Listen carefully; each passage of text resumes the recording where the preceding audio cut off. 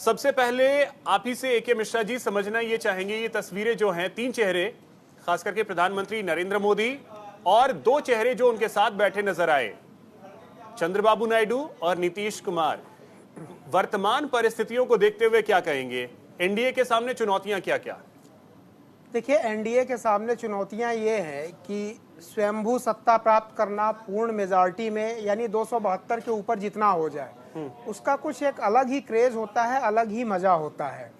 किसी के आश्रय रहना वो दूसरी चीज है। देखिए, एनडीए तो पहले भी था, फेज 1 फेज 2 में भी जब इन्होंने गवर्नमेंट बनाई थी तब भी था और सबको साथ लेके चले थे।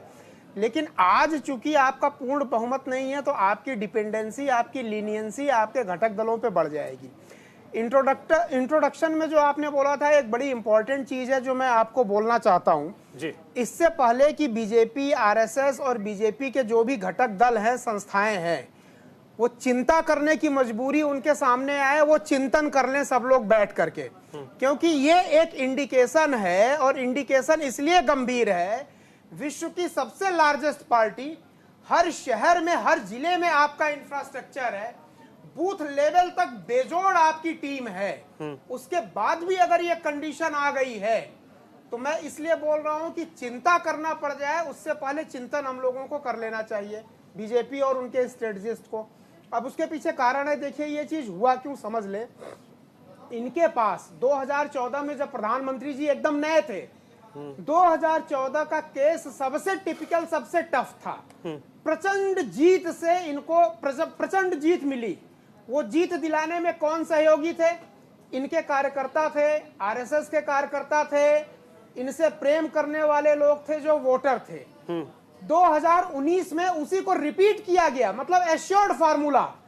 और 2024 में ऐसा क्या हुआ, तो कहीं ना कहीं कोई ना कोई कमी रह गई। जो एश्योर्ड फार्मूला था आपका, उसमें कमी रह गई।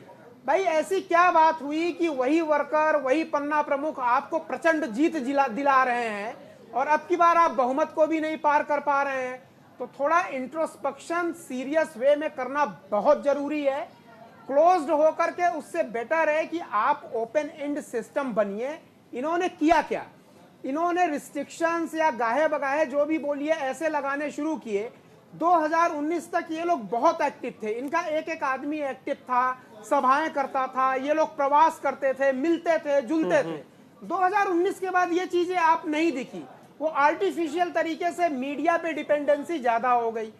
ह्यूमन आदमी का इंटरैक्शन, कार्यकर्ताओं का इंटरैक्शन, पार्टियां करना, सभा करना, विचारों का इंटरैक्शन करना, आदान प्रदान करना विचारों का, ये पॉलिटिक्स में बहुत जरूरी है। पॉलिटिक्स एक बड़ा जीवंत साइंस है। ऐसा नहीं है कि आप केवल सिनेमा दिखा के या मीडिया में सब कुछ करके कर लेंगे।